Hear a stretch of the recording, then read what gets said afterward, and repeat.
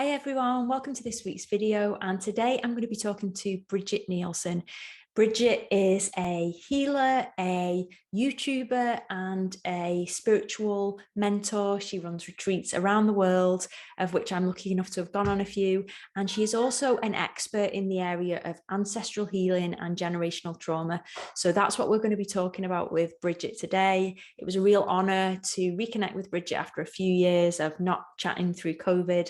And I really wanted her to bring some of her wisdom on this subject. So we talk about both our own healing journeys with generational trauma and how you can navigate the choppy waters of doing this work yourself, how to find people to support you. And Bridget just shares a lot of really great insights on this topic. So I hope you enjoy the video, and here's Bridget. So yeah, it's great to have you here, Bridget. Thank you for agreeing to come on and chat with me. And it's so good to see you. I think last time I saw you was pre-COVID world in Glastonbury, when you were traveling the world and everything was the old normal. But yeah, it's great to reconnect with you. Oh, always so good to see you. And yeah, we were living in the fairy tale world before reality hit back then, you know? So it's so good to reconnect here. Yeah, definitely. And yeah, like you said, I think a lot's gone on the last, I'm even losing track of years now, but the last couple of years have been so difficult. And I think the subjects that we're going to be talking about, the kind of intergenerational trauma and the healing of, looking back at our ancestors, which is what I thought would be great for us to talk about today. It feels like the last couple of years has maybe accelerated that for some people. Maybe, I know it has. Looking at that for me, kind of being Mm-hmm. able to ignore things and put them to the back, it's been, yeah, lots of things have been brought forward for people, I think. Absolutely. Yeah, spot on there. Yeah, because this is an area that I really thought about doing this video with you, because I know, like, looking back at my own journey with looking at ancestral healing and that intergenerational trauma is something that, I felt like my journey on this kind of started working with you when I came to Sedona, and we did a session together around this. So yeah, and it feels like since then, like I think that was back in 2016 or Oh gosh. 2017. Yeah, a long time. And it's become much more of a kind of term that you hear about a lot more, I think. Yep. Yep. Yeah.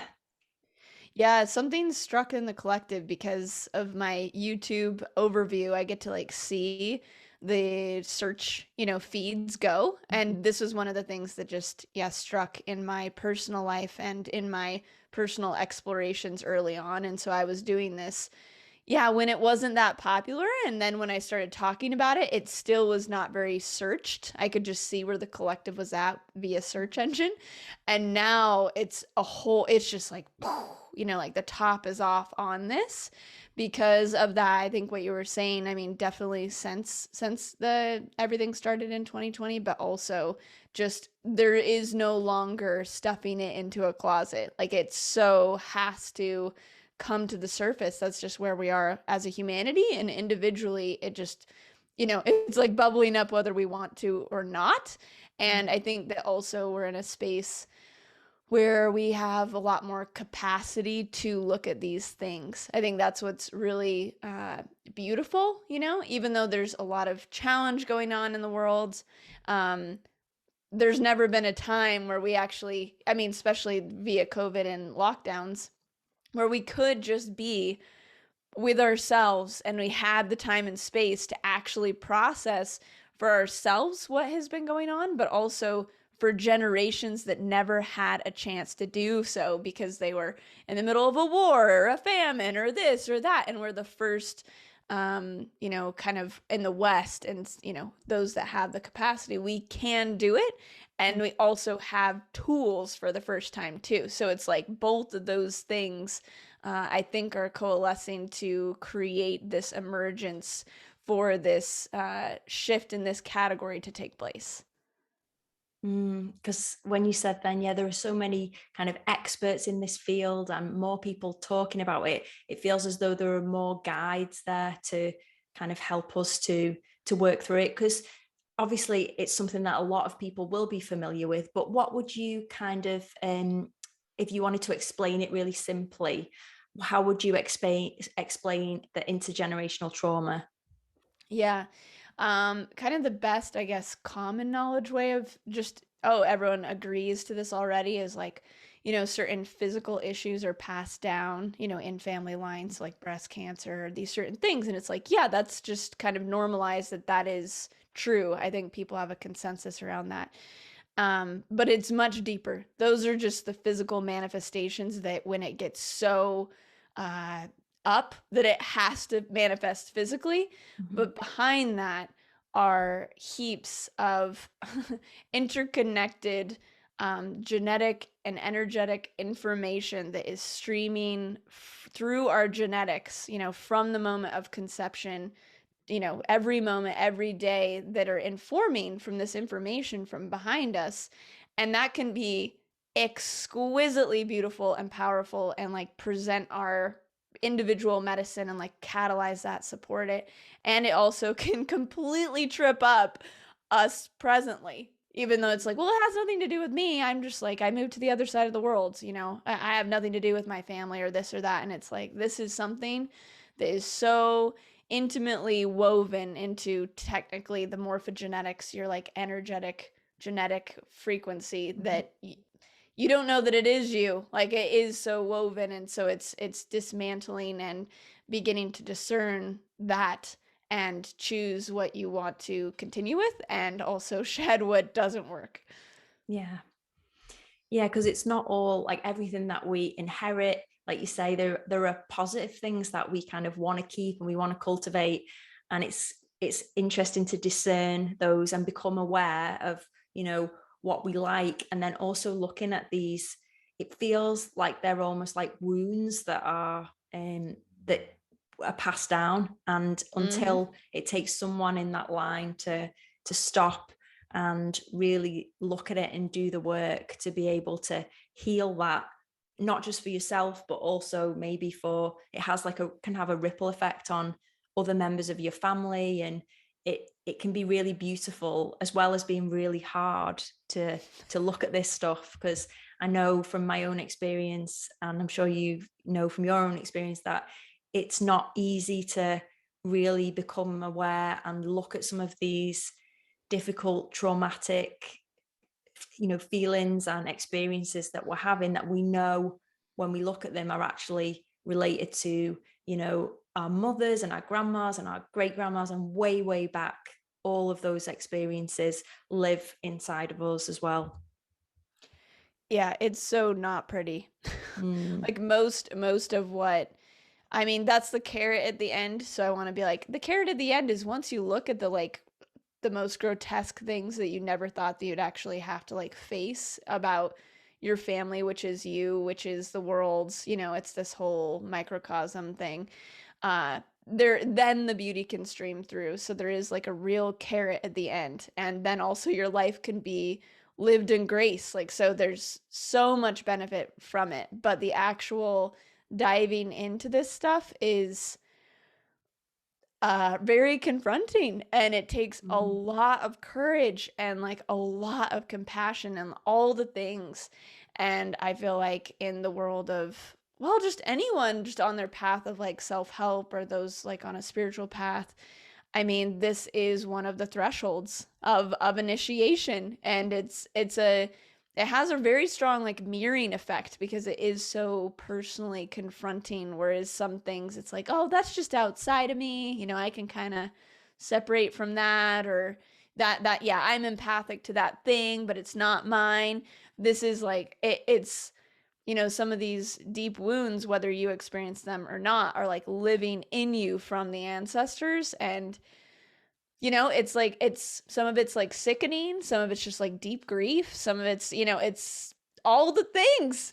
But if you have the like heroic heart to face it, like you said, it absolutely trickles to the rest of the family line and like permeates into your whole life, into every aspect, and is is love. It's like one of the greatest healings that you can do for yourself, for others, and the planet right now.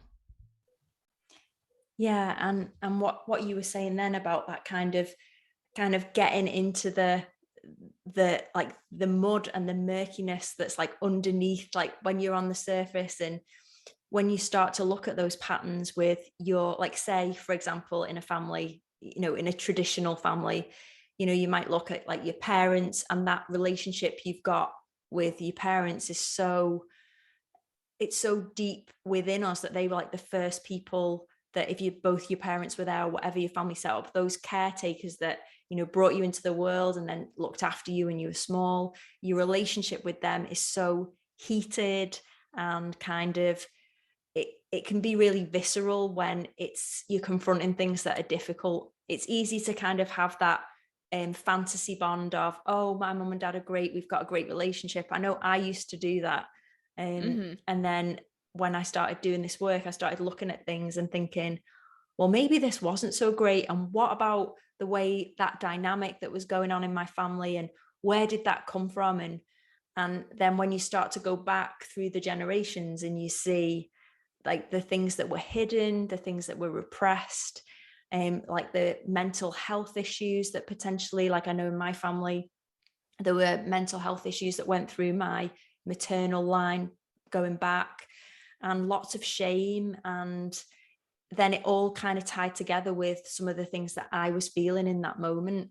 So it was an interesting journey to look back and kind of break that fantasy that I think I'd been using to protect myself from some of those things, if that makes sense. It does. No, that's a real good act of self-honesty there, Ruth. To fully acknowledge that. I think I was just thinking back on my experiences too, and I'm like, it's a fantasy, like to break. And yeah, there are the good things, and it does not undermine. Even if majority of the things were good. I mean, majority of the things were great in my childhood. I definitely had like top tier childhood.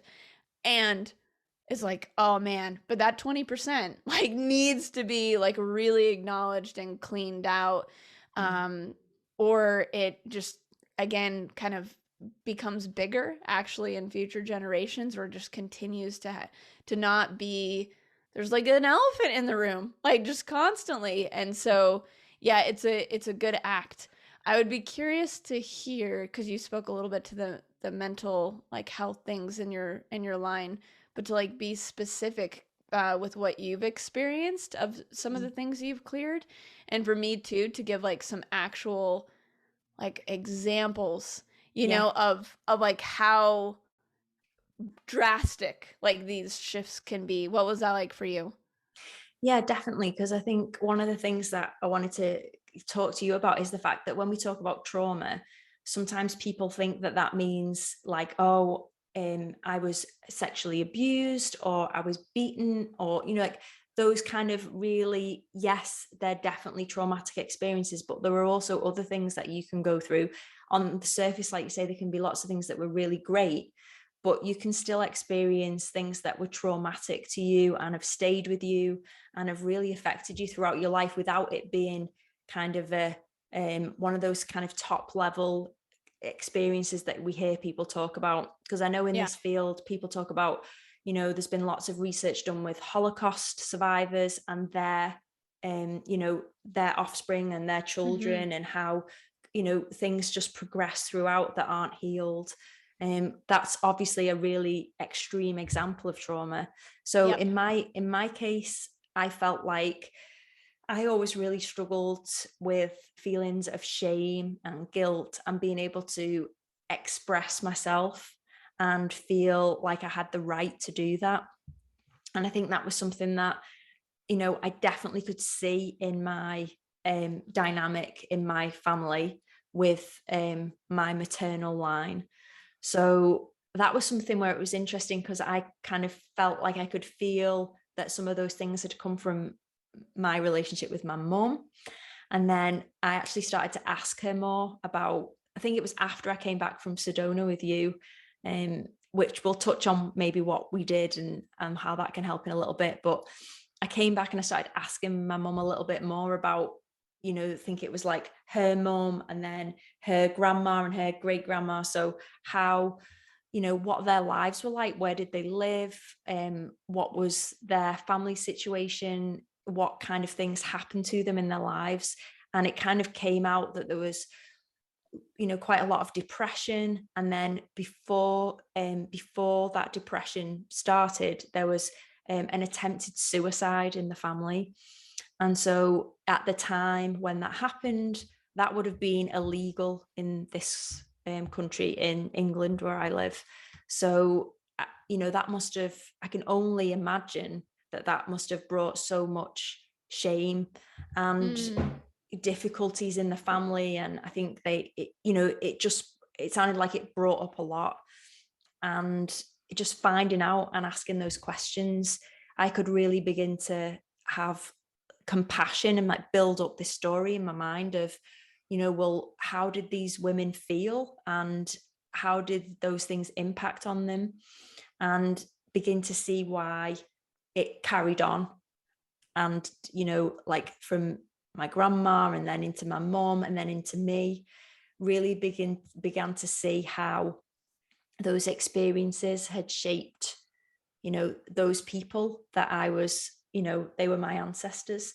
So it helped me to understand, and then to also be able to do the work to look at breaking free from that and what I wanted to do differently. So getting really clear on how I didn't want to carry that on, and I didn't want to feel shame about those things. And I wanted to talk freely about if I was struggling with, things with my own mental health, or I could see other people were struggling with, feeling suicidal or having really difficult life experiences. I wanted to help people to feel like it's okay to talk about those things. So it's really shaped where I've gone.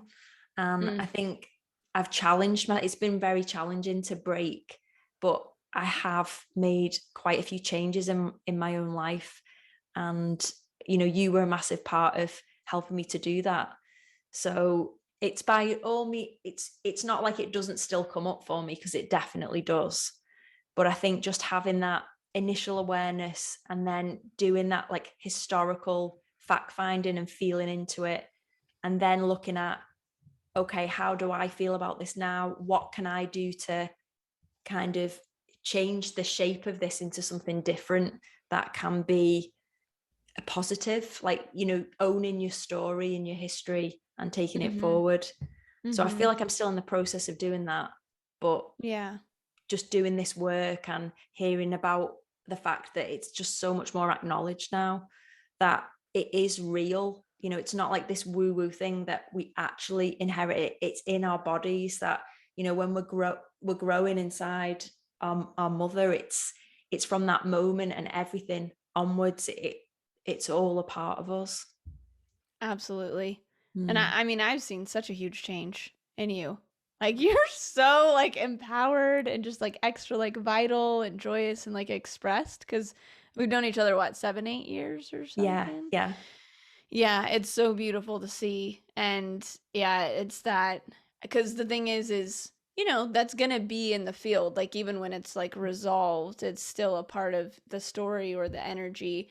And then it's, what we choose to do with it. And that big realization, which I was hearing, is that like discernment of like what is you, like what you want to experience versus what is that energy, like that guilt and shame that actually isn't yours to carry. You can, it's like, here's an option. Like, do you want to keep carrying this? But until you're aware of it, you can't even make the conscious decision.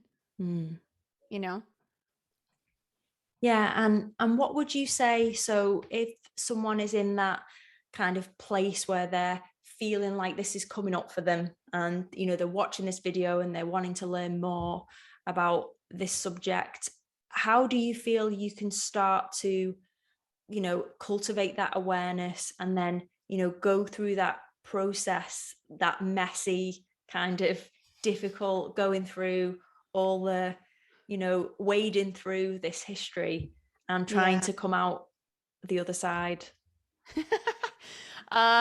It's a good question. I definitely would recommend support. One of my super young girlfriends, like a little girl that like then is now a woman, she like started to dive into her ancestral stuff. And she didn't tell me that she was doing it, which I was like, come on, like I needed to know. And then her ancestors started talking to her and she started to get information of what had happened and talked to her parents, and it actually became like so much that she just like closed it back down, right? She just like put the lid back on Pandora's box. Mm. And so I think some level of support, whether that is like truly a guide that can take you through this, or like a therapist that can take you through this. I have an ancestral course that like guides you through this. But having straight up tools and having guidance, because it is a lot to face. And then once it comes up, which is actually pretty easy for it to just emerge, it's like, well, what do I do with it then? Like, what do I do with this like beast, that's like it reared its head now? So having that support is really important, and those tools. And then, but at least the like beginning to enter into it, I think can be like a really kind of fun, uh, curious adventure into like the past and like your lineage. And it can be actually really beautiful and bright, especially at the beginning of like, okay, well, like what are the stories, and to go kind of like explore and discover and like ask your parents, ask your aunts and uncles, and ask your grandparents, and like just find these notable pieces, of what has happened in the past. And there's going to be, the hardship, like, oh my God, kind of stuff. And then there's going to be the stuff like, was like, wow, they did that. That is so cool too. And so I think that like discovery of where you come from process is a really fun place to start. And that will at least give you some road markers of what is going on, because otherwise it's just maybe just like emotional or like certain energy or certain feelings or certain things, and you can't quite like grasp onto like why they're happening. But having those road markers are going to be helpful anchors when you start going into the deeper work.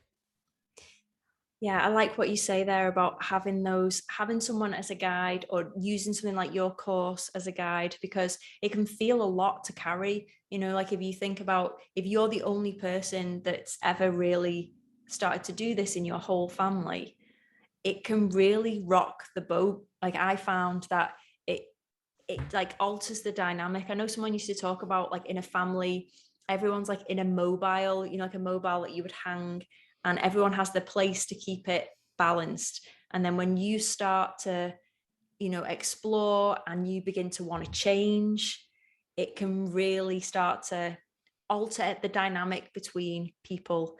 And I think just sometimes asking those questions to family, they can be like, oh, sometimes it's good to say, oh, I'm really interested. I've been thinking about, I want to know, how they lived and what things they experienced, and kind of trying to tell people that you're doing this if you feel like they're going to be respectful, because everyone can get involved. And I think sometimes people like to be asked and like to share, because it's maybe not been a cool thing to do in the past, to kind of look back and find out about your ancestors. But I do think now people are doing it more.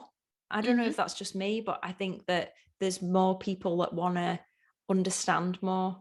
And we've obviously just been through this historic time in our lives the last couple of years.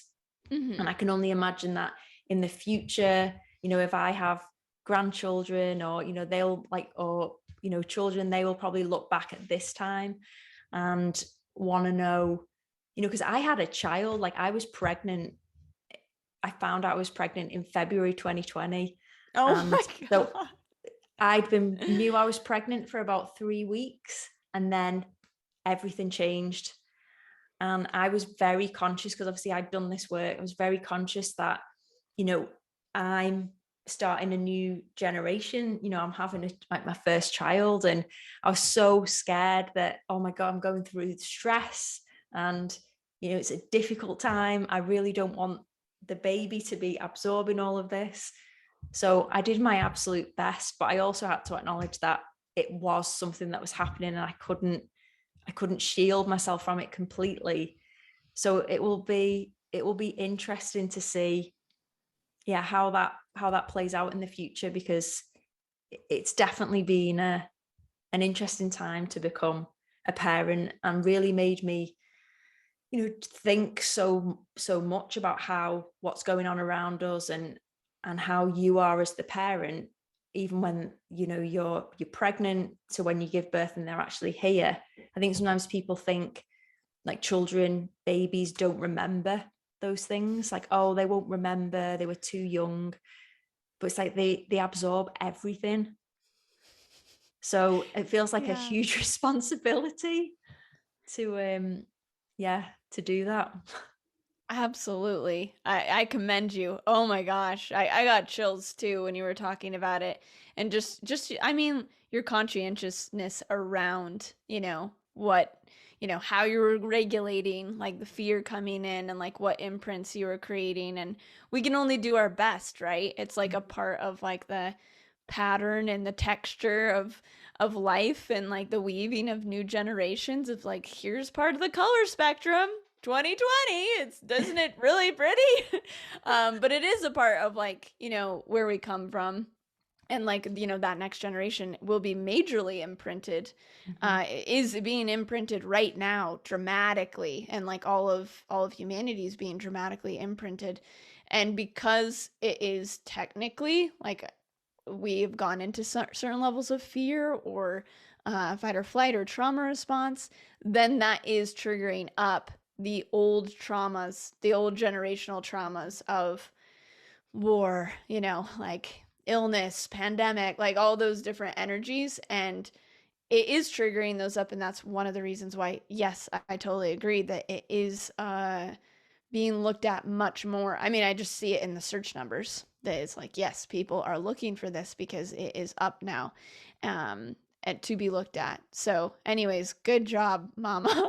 Yeah, I feel like I went off on a bit of a tangent it. then, but I do feel like it gives me more compassion, because I was thinking about how difficult it was. Like, I never really thought that my mum was born just after the Second World War, and like all the things that happened to the generation before that with World War One, and all of these really difficult things that they went through. And so I was talking to my mum about how she felt as a child, and different experiences that she'd had.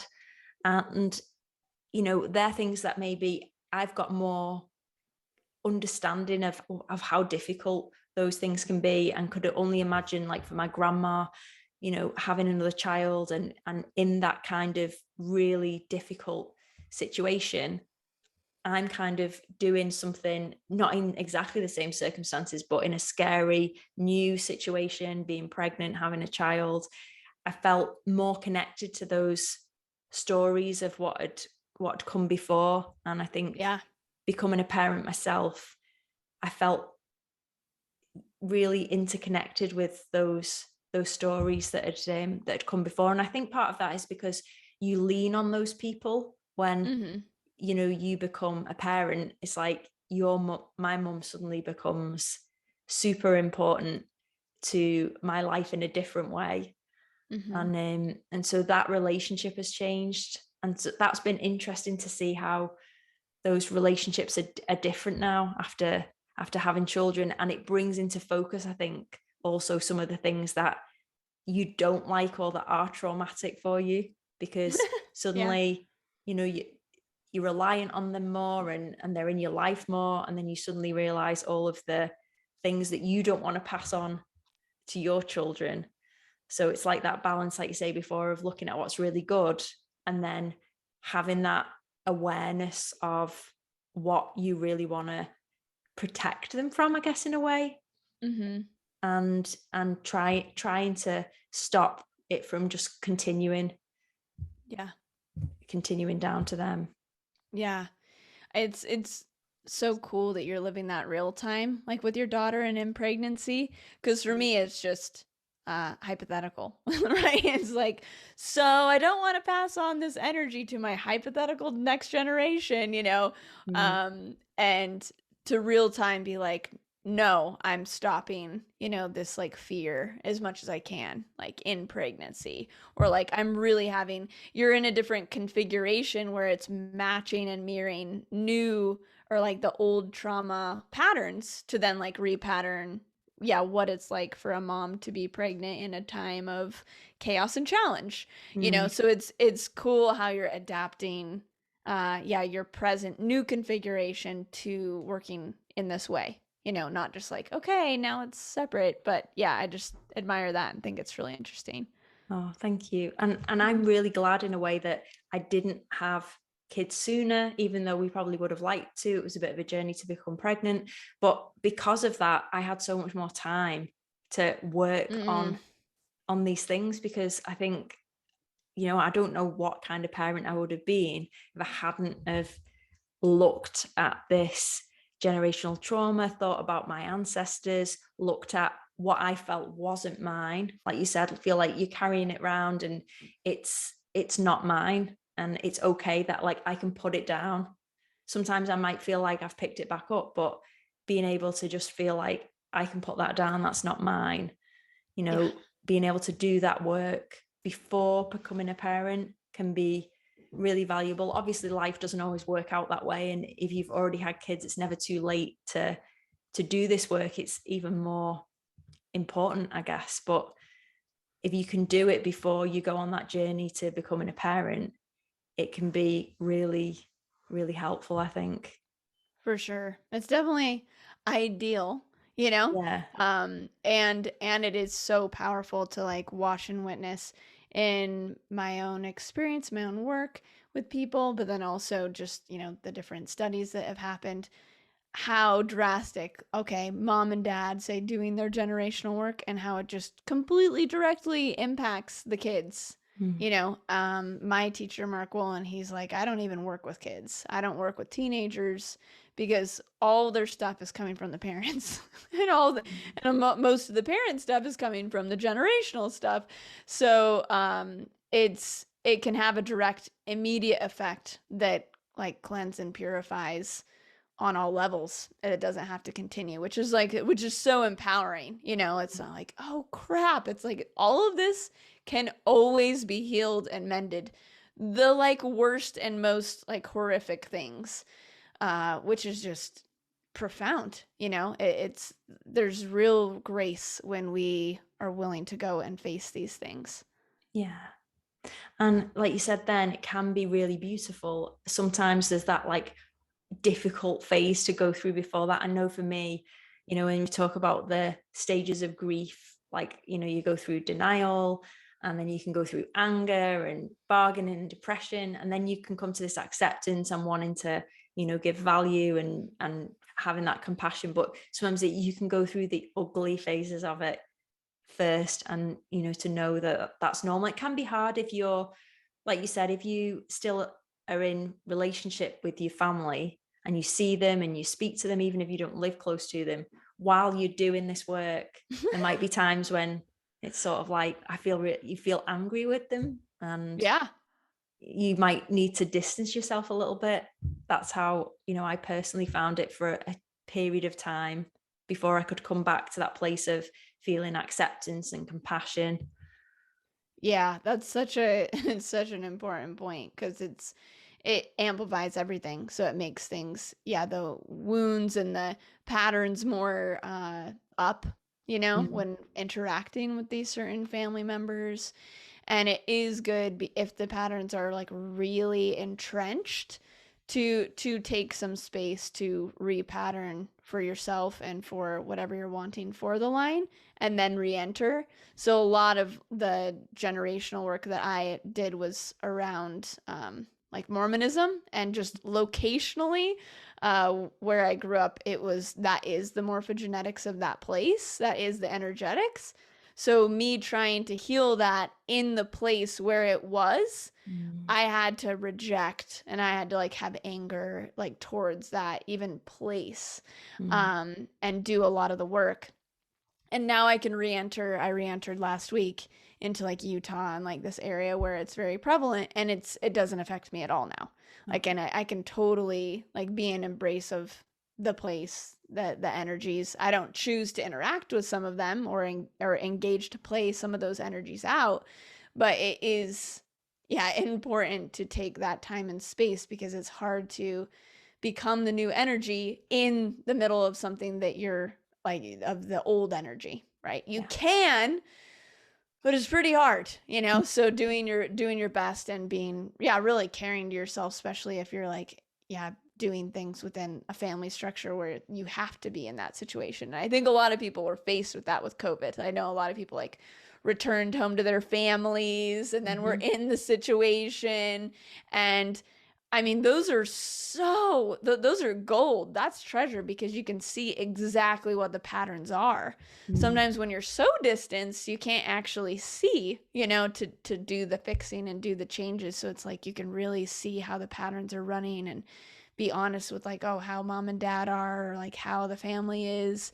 And that can give you some really nice clues. So if you can neutralize the charge enough to at least like see it, it's really helpful. Yeah, I love what you said then about, like, you were talking about Utah and where you were from, that like you needed that time to be able to step away from that and have that healing space. And then years later, you go back into it and it's just your relationship to it has changed because of all of the work that you've done. And Yeah. it's totally shifted. And like you said, maybe a lot, well, I know my therapist would say this, like she would have clients that lived on the other side of the world, like, oh, I emigrated to Australia.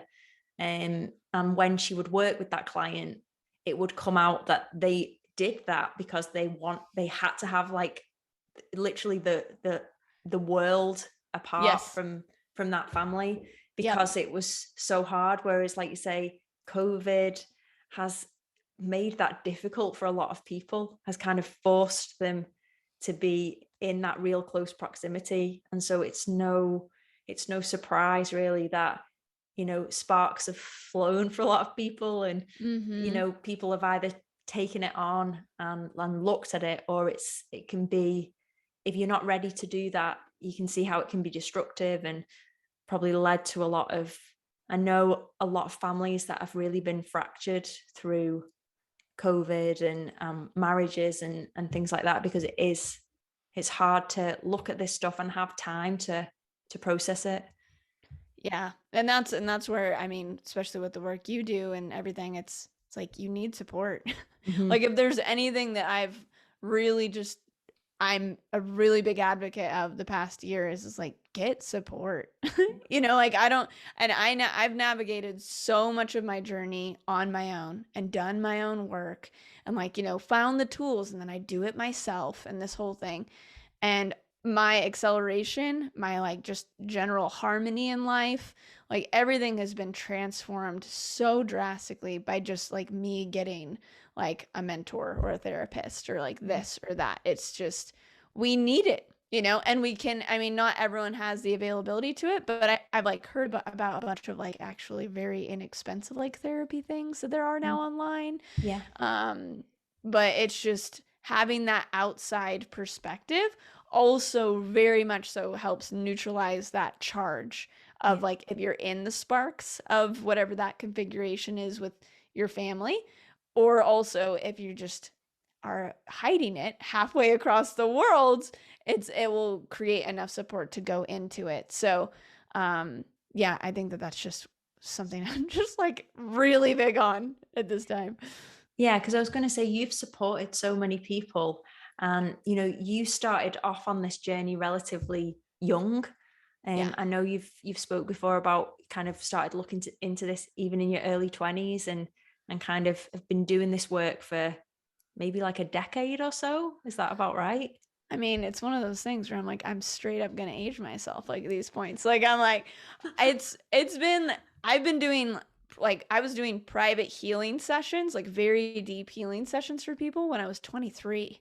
And Wow. people would be referred to me, and they'd be like 50 or something, and I'd be like, oh, like I didn't know you were a child, like gonna be doing this.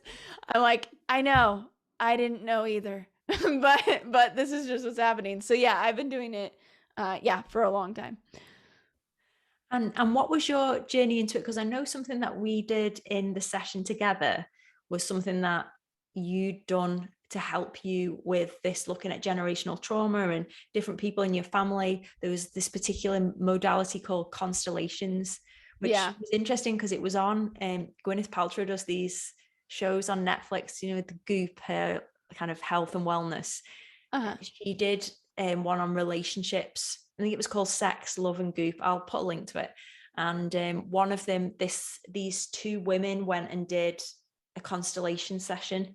And it made me really excited because I know that that's what you said. Some of the things we did in our session was based on that, which I know Yeah, you said had helped you in the past.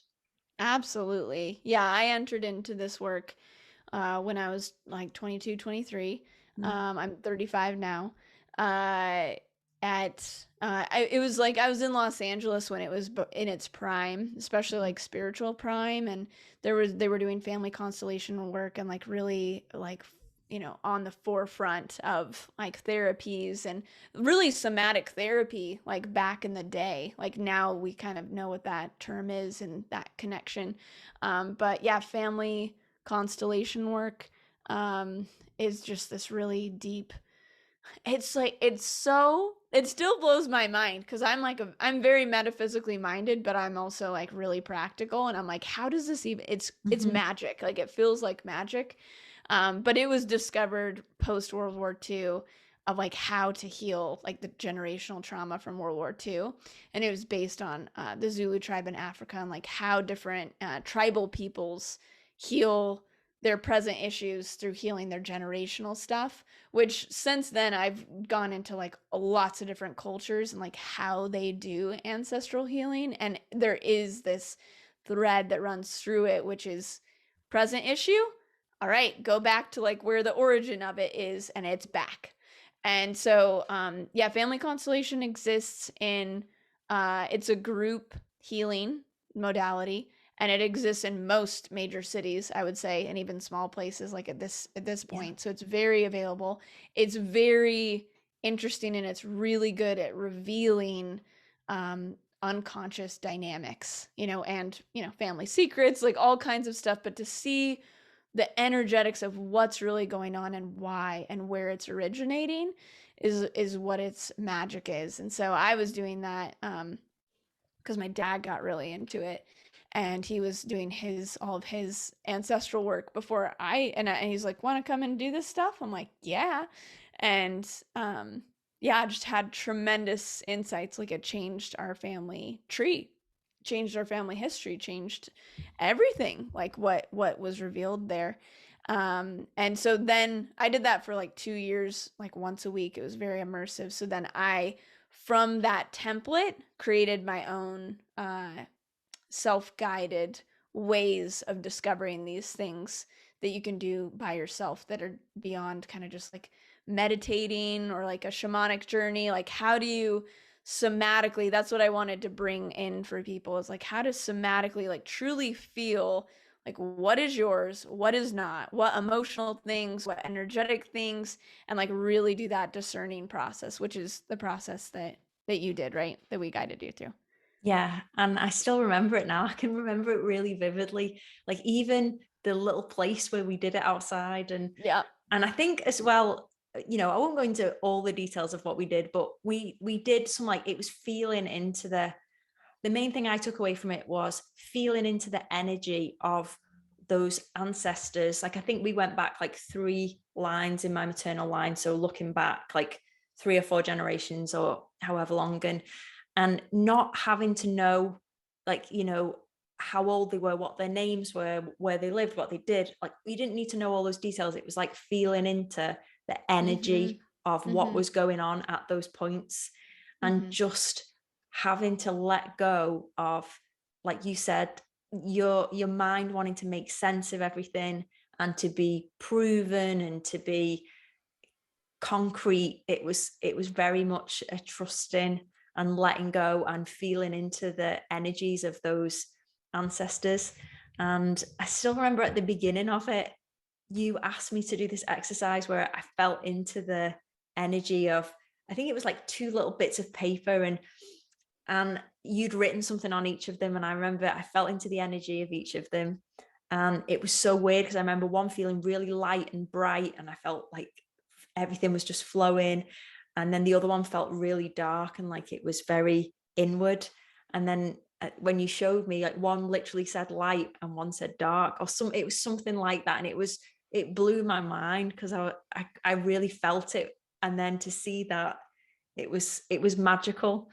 And then going back at, as we were doing it, like the energies that I felt at those different points. Like there was somewhere everything felt really stuck and dark, and like something bad happened. Like I just had this feeling at certain points, or something went wrong here. Like it Mm-hmm. from between, everything was different here, and then something happened, and then that changed things going forward. And when I came home and I asked the questions and I found out more about, the physical experiences and what happened, it all matched up to what I felt energetically. So yeah, I found it really powerful. And it's one of those things where if you try and think it, like think about it and try and prove it, you get too logical and in your head, whereas sometimes you've got to go with the feeling of it, and trusting that. Yeah. Yeah. That's like part of it's the hidden benefit is really, yeah, creating a deep relationship with intuition, with trust. It like it reveals your own ways of tuning into energy. And I mean, I think that is a part of like the secret gift of the whole thing, because that's like reclaiming who you are. Just like in the process of having to do it, you're getting more of yourself back, like in that exploration process. Yeah, I mean, the stories are just like pretty endless, where it's just, yeah, you tune into this energetic thing and you're like, what, is this true? Is this real? And then it is fun to match it up with actual history and be like, yep, that happened. Generation 4 on the male side, like this thing happened and I tuned into it and that's exactly like what it was. Mm. And that's the point, is it's that we know we're living in it real time right now, like the truth of what happened, we're that connected, everything is. Yeah. And then from that place, it can be either overwhelming when it's unconscious, or it's brought to conscious, and then it's like, okay, well now I can choose and not just be like whipped around by whatever else is going on outside. Yeah, and not just having to accept that that is the way things are, like, oh, this is the way my family is, this is the way my mum is, that's why I am the way I am. Like if you don't like those things and you want to find out more about why they happened and you want to be able to change them in your own life, it is definitely possible. Mm. And it's just whenever you're ready and get that call to want to make it happen. And what you said then about, even though those ancestors aren't physically here anymore, like they've died and they're not with us, some of them, it feels like when you change things, well, I know for me personally, I felt like I was doing it for them, almost as though they could feel it, even though they're not here. Like it was like an honoring of them to do it. Absolutely. Yeah. Yeah. Yeah. Because they are still here in a way, just Yeah. inside of us.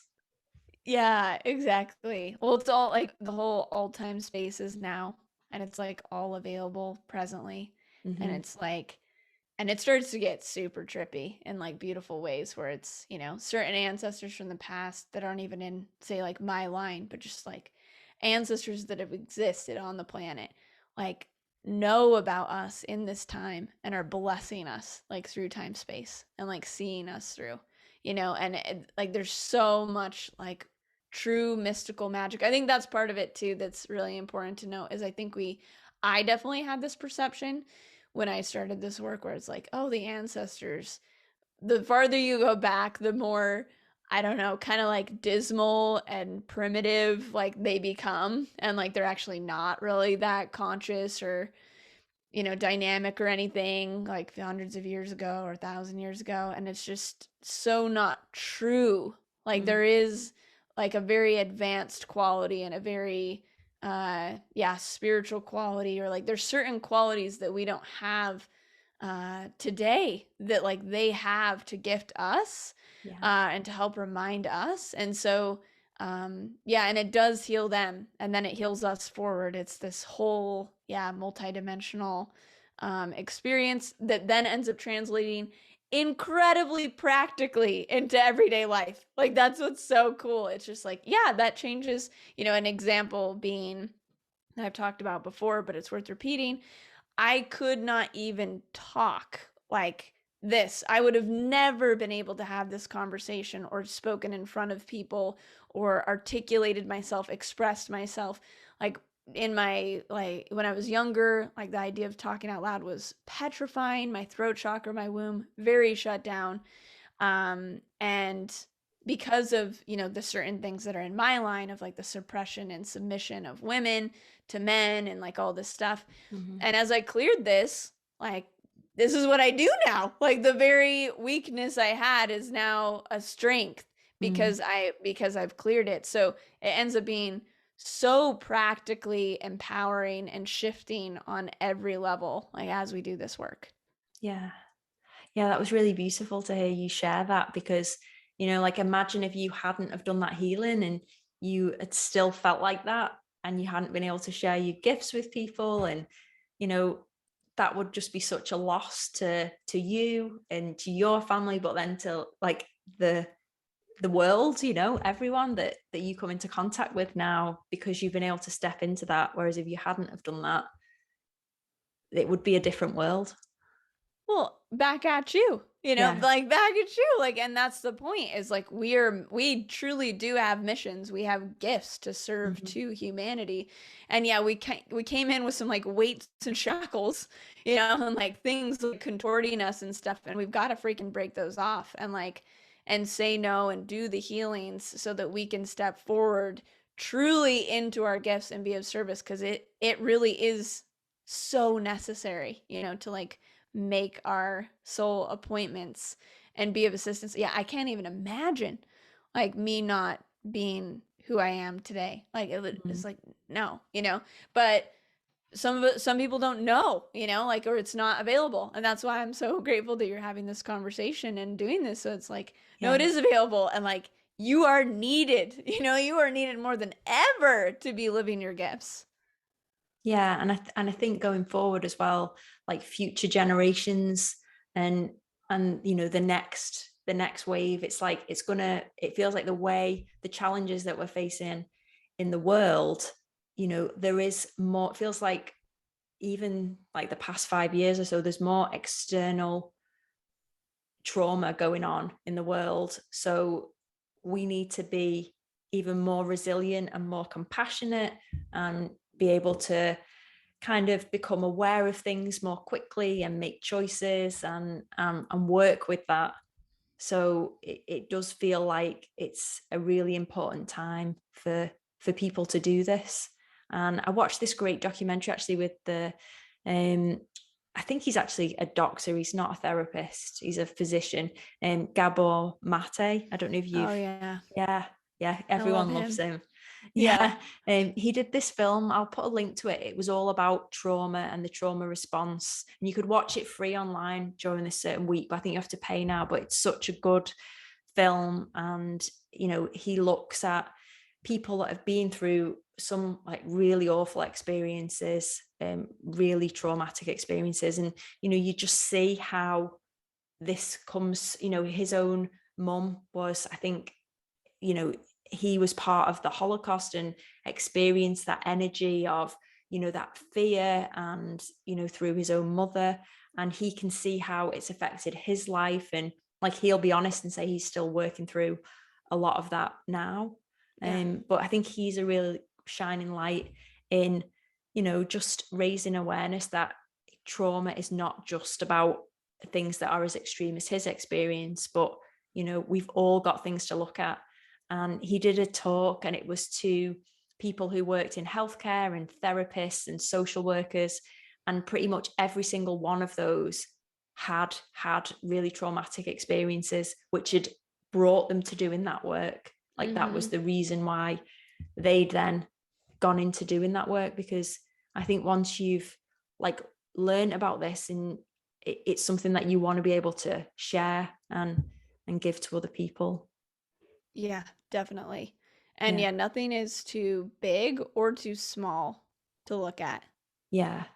You know, like every piece of it has significance. And I really liked what you're saying generally about um it's needed right now in the world. Like I think as we individually do this work and then do the work with our lineage and with ourself and with our relationships, you know, in present time and stuff, those skills are going to be so critically they're necessary right now, like for the world at large. Like this skill set of like meeting challenge um is what is most needed right now, because we don't even know how to meet each other, you know, in these polarizing differing opinions and this and that, and it's just creating more separation. So this cultivation of courage and bravery and vulnerability to go into the muck, or just like meet, you know, difference, you know, in yourself and with someone else, I think is really important. So yeah, all of this, it's just I hope this is a giant sales pitch to like do it, because like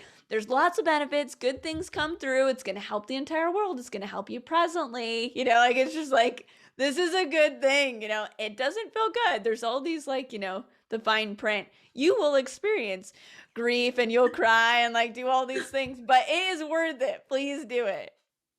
Yeah, I love that you say that, because it is so true. Like there are all these good things that can come out of it. There are some side effects that you may have to experience. But you know, it can, and another benefit, just to touch on, is like it can really help you with your physical health. I know you mentioned right at the start, like these aren't separate. Like there's more talk now that like the physical body and your emotional experience and your emotional body, like they're all interconnected. Yeah. And you know, Gabor Mate talks a lot about that, about women who have certain cancers, certain autoimmune diseases, multiple sclerosis, like they play out like a lot of patterns of, you know, being submissive, being the emotional caretaker for everybody, you know, carrying like that role and those expectations through from, you know, past generations, and all of that trauma, like that's can manifest into these, you know, the body like screaming out, Yeah. you know, this is going on, like, and often we'll just kind of medicate it and not look at, like you say, like look at going back and the emotional piece to it. So it can be really important if you're having like physical experiences, and that can be anything from like if you have like eczema or like skin conditions and stuff, like a lot of those are connected to trauma and your emotional, you know, state that you're in. Absolutely. Yeah, it's direct. And I mean, it like there's miraculous, you know, stories of things like doing well, there's the things presently in your life, which is like a lot of what you were speaking to, which could have come, those patterns, from the past generations of, yeah, the caretaking or the submission or the pleasing or like all those different things that then cause that physical angst. um and yeah, going back and clearing some out. Like there was this one experience where this woman was like last stage breast cancer, comes in for a family constellation. We kind of did like this emergency one. It was just all women. We're like, okay, let's see. This is like last ditch effort, because she's it's over, you know. And we went back, like it was like 3 or 4 generations that were a part of like the Armenian genocide, and all the men had been killed and the women had to do everything themselves and like take care of everything themselves. So they had to like kind of toughen up and like just get through it. But there was this grief, right? Like this deep grief in the lungs, and that had never gotten to be expressed because there was no time or space, because they had to take care of their families, take care of the freaking broken country. And through that like unexpressed grief, and also through that overgiving, like because they had to, like that was where the origin of the breast issue came from. So we did that, we saw it, we witnessed it, we did this whole healing process around it, and within, I think we heard like a week later, like the whole thing was gone. Wow. So I mean, you know, and not everyone's path is that way. Like it's really interesting, especially over the past couple years, like looking at how people are choosing life or not, or like, you know, I mean, some people don't want to have like life and health, you know, and that actually is a valid choice, and that's okay. So there's like a real deep self-honesty of if you are available to actually be healed and whole, which might be an origin to look at in and of itself. But it is very possible to heal some deep core energetic, like physical things that are energetic and emotional in origin. Yeah, definitely. And I think you touched on it before a little bit, like practically, if people want to do this and they're like, they're interested in it, or it's coming up for them, wherever they're at in their journey with it, like finding, watching videos, listening to podcasts with, people that you trust, reaching out and actually finding physical, real people, if you can, that you can connect with, whether it's finding a constellations group or just creating this, support and toolkit, because it is a lot to carry on your own, and it can be quite isolating because, like I said before, you're messing with that family dynamic, and you've found through the years, you found a way to fit in your family and be accepted. A lot of people will find something and they'll repress parts of themselves to do that. And then if you make the decision of, actually, no, I'm going to look at this stuff and I'm going to make some changes, you might feel more isolated. So it's really important to have that support there. Absolutely. Yep. Yeah. Well said. Yeah, definitely. So I'll put some links to everything that we've talked about below. And yeah, it's just been so good to get your perspective on this and hear your journey, because even though I'd like to think we're both still young-ish, like we said, we're still young, relatively speaking. We're still when still 120 is the, when we're gonna live a long time, we're just like little spry chickens over here.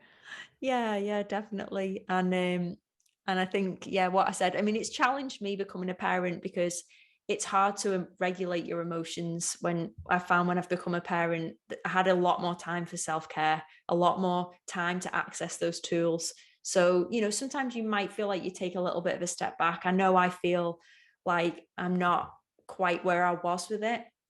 And I feel like I've maybe picked some of that stuff back up, and I've not had the energy or the sleep in the bank to kind of try and be as like on top of things as I have been in the past. But like I said, I'm really grateful that I had that chunk of time where I could do it, and I see it as something that I'll be doing until probably the day I depart this life. I'll be still doing it, and hopefully helping the next generations in my line to do it as well. Well, thank you so much for doing that. Jeez. Yeah. What a gift. And thanks for everything, Bridget. So if people want to access your course, can people still access that, the course you mentioned before? Yeah. So where can people find you and find the course and other things that you offer? Because you've got lots of exciting things that you do. Oh, thanks. My website, and I'll have Ruth link it because my spelling, I'm realizing the spelling of my name is challenging, but it's bridgetnielsen.com. And then, I have my ancestral course. I have some really good podcast episodes to like kind of take you deeper into this, YouTube videos, like if you want kind of more of a lay of the land, going into specifics. And then my ancestral healing course is like the one-stop shop. And I do live, calls every October, and like I just keep any new stuff I find, I just add it to it, and it's just like always available, like lifetime access, because it's an ongoing process, and it's just like it needs to be available. So I have that, and I have like a women's retreat next spring. I might do Europe again next summer, pending global unknown. Oh, that would be amazing. I've been on quite a few of your retreats, and I've had an amazing time every time. And I think when you came to Glastonbury, that that was great. I can hear my daughter shouting me now on the stairs, mama. But all the retreats are amazing and very, very life-changing, even the shorter ones as well. And I know from having that session with you working on the ancestral healing, I'm sure that lots of that is in the course, and probably more. It would probably be good for me to do it as well. If I get some time soon, I'd love to do it. But thank you so much, Bridget. It's been great to chat with you. Thank you. Thank you, Ruth. So good seeing you again. Thanks for everything you're doing. So I hope you enjoyed that conversation with Bridget. I think she shared so much of her own experiences, her own insight, the kind of tools that we can use to support ourselves through this, how to really understand what's going on for us, and how to kind of navigate that relationship that we have with our ancestors and with our families whilst we're doing this work. So it was really helpful for me to reconnect with some of that information again. And we also, as you can hear, touched on how we can bring that to the next generation. So if you are thinking about starting a family, or you are a caretaker in any way, whether that's a parent or an auntie or an uncle or a friend to young people, hopefully some of that was inspiring for you as well. All the links to everything we talked about are below, and I will see you next time for another video. Thanks. Bye.